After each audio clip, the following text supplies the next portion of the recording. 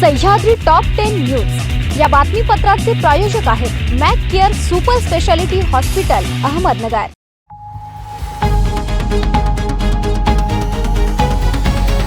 प्रेक्षको नमस्कार, मी दिशा न्यूज 24 सह्याद्रीमध्ये तुमचं स्वागत। पाहूया अहिल्यानगर जिल्ह्यातील महत्त्वपूर्ण बातम्यांचा आढावा सह्याद्री टॉप 10 मध्ये। 22 जिल्हा परिषद आणि या जिल्ह्यांमधील पंचायत समितीत आरक्षणाची 50% मर्यादा ओलांडली गेली होती। त्या ठिकाणी सर्वोच्च न्यायालयाने जिल्हा परिषद आणि पंचायत समितीच्या निवडणुका घेण्यास मनाई केली आहे। याबाबतची पुढील सुनावणी जुलै महिन्यात होणार असल्याने यावेळी होणाऱ्या निर्णयावर या निवडणुकांचे भवितव्य अवलंबून आहे। जुलैत होणारी सुनावणी त्याच वेळी असणारा पावसाळा, त्यामुळे अहिल्यानगर जिल्हा परिषद आणि पंचायत समितीची निवडणूक दिवाळीनंतरच होण्याची शक्यता वर्तवण्यात येत आहे। शेतीचा हंगाम तोंडावर असताना शेतकऱ्यांची फसवणूक करणाऱ्या टोळीचा कोपरगाव कृषी विभागाने पर्दाफाश केला आहे। तालुक्यातील दरडे कोऱ्हाळे परिसरात एका गोडाऊन मध्ये बनावट खतांचे पॅकिंग सुरू असल्याची गोपनीय माहिती मिळाल्यानंतर कृषी विभागाने धाड टाकून 6,15,850 रुपयांचा मुद्देमाल जप्त केला आहे। या प्रकरणी 7 खत विक्रेते आणि 4 खत निर्मिती कंपन्यांवर कोपरगाव पोलीस ठाण्यात गुन्हे दाखल करण्यात आले आहे। जिल्हा मध्यवर्ती सहकारी बँकेच्या 21 संचालक मंडळाच्या जागांसाठी निवडणूक प्रक्रिया सुरू करण्यात आली आहे।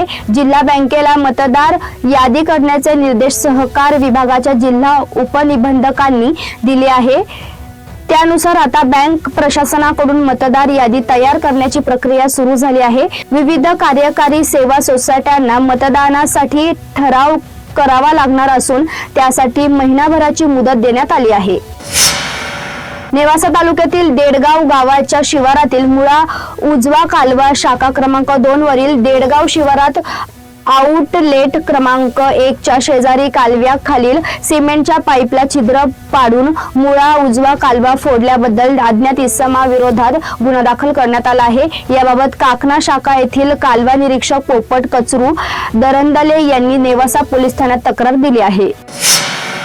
शेवगाव तालुक्यातील वाघोली येथील ग्रामपंचायतीने राज्य सरकारच्या माझी वसुंधरा अभियानात सलग 3ऱ्या वर्षात राज्यस्तरावर बाजी मारत 50 लाख रुपयांचा उत्तेजनार्थ पुरस्कार पटकावला। पर्यावरण क्षेत्रातील उल्लेखनीय योगदानाबद्दल हा सन्मान प्रदान करण्यात आला आहे। सह्याद्री टॉप 10 मध्ये घेऊया एक छोटीशी विश्रांती। रोखोक पत्रकारिता, निर्भीड बाणा आणि कणखर भूमिका, महाराष्ट्राचा सखा, सत्याचा पाठीराखा, शब्दांचं सामर्थ्य, विश्वसनीयतेची उंची, न्यूज 24 सह्याद्री। विश्रांतीनंतर तुमचं पुन्हा एकदा स्वागत। पाहूया पुढील बातम्या। श्री क्षेत्र मढी येथे चैतन्य कानिफनाथ महाराज मंदिराचा फाल्गुन शुद्ध दशमी निमित्त पारंपरिक कलशरोहण सोहळा भक्तिभावात झाला। भट्टी सण ते गुढीपाडवा या कालावधीत 4 टप्प्यात साजरा होणाऱ्या यात्रा महोत्सवाच्या पहिल्या टप्प्यास या सोहळ्याने विधित प्रारंभ झाला आहे। सर्वसामान्यांच्या आरोग्याशी थेट खेळणाऱ्या बनावट दूध रॅकेटचा पर्दाफाश झाल्याने राहुरी तालुक्यात खळबळ उडाली आहे। कृत्रिम क्रीम तयार करून त्यातून तब्बल 20 पट दूध बनवणारा मूळ सूत्रधार राहुरीतील समीर शेख असल्याचे दिसले। तपासात 31 नावे पुढे आली आहेत, मात्र त्यांच्यावर कारवाई झाली। त्यांनी हे रसायन कधीपासून खरेदी केले, त्यांचे दूध कोणत्या प्लांटला कोणत्या शहरात विक्रीसाठी जात होते याचा तपास मात्र थंडावल्याचे चित्र आहे। या प्रकरणात आणखी काही नावे पुढे येण्याची शक्यता आहे। भेसळीचे हे प्रकरण अधिवेशनात गाजणार असल्याचं समजत आहे। साईबाबांच्या दर्शनासाठी येणाऱ्या भाविकांची रस्त्यात अडवणूक करून त्यांची आर्थिक लूट करणाऱ्या प्रवृत्तीवर कठोर कारवाईचा इशारा दिला आहे। प्रशासनाने 2 फेब्रुवारी रोजी काढलेल्या प्राथमिक आदेशावरील आक्षेप फेटाळून लावत सार्वजनिक ठिकाणी उभे राहून भाविकांना थांबवणे, फसवणे किंवा त्यांची दिशाभूल करणे या कृत्यांवर तत्काळ बंदी घातली आहे। दरम्यान या नवीन आदेशाचे उल्लंघन करणाऱ्यांवर थेट कायदेशीर कारवाईचा इशारा देण्यात आला आहे। बेकायदा मुरुम वाहतूक करणारा डंपर पकडून कारवाईसाठी शेवगावकडे नेत असताना चालकाने मुद्दामून पलटी केली। त्यात महसूल कर्मचारी गंभीर जखमी झाला। शेवगाव तालुक्यातील आपेगाव परिसरात ही घटना घडली। सोमनाथ सर्जेराव साबळे असे जखमी महसूल कर्मचाऱ्याचे नाव आहे। त्यांच्याच फिर्यादीवरून पोलिसात संजय रंगनाथ उगले, शुभम संजय उगले व संचालक यांच्या विरोधात गुन्हा दाखल करण्यात आला आहे। कोपरगाव नगर मनमाड महामार्गावरील मोठ्या पुलावर काल सायंकाळी 6 ते 6:30 वाजेच्या झालेल्या भीषण अपघातात दुचाकीवरील एक जण जागीच ठार झाला तर दुसरा गंभीर जखमी झाला आहे। या घटनेमुळे परिसरात हळहळ व्यक्त होत आहे। मिळालेल्या माहितीनुसार मोठ्या पुलावर सुरू असलेल्या कामामुळे वाहतूक सध्या एकतर्फी सुरू आहे। त्याच दरम्यान डिस्कवर क्रमांक MS17 AP 5006 या दुचाकीवरून जाणाऱ्या 2 युवकांना ओव्हरटेकच्या नादात HR 37 E 3526 या क्रमांकाच्या कंटेनरने दाबल्याचे समजते। दुचाकी कंटेनर व डिव्हायडर मध्ये अडकून हा भीषण अपघात झाला असल्याचं नागरिकांमध्ये झालेल्या चर्चेतून समजत आहे। या धडकेत दुचाकीवरील एकाचा जागीच मृत्यू झाला तर दुसरा जखमी झाला असून त्याला तातडीने उपचारासाठी रुग्णालयात दाखल करण्यात आले आहे।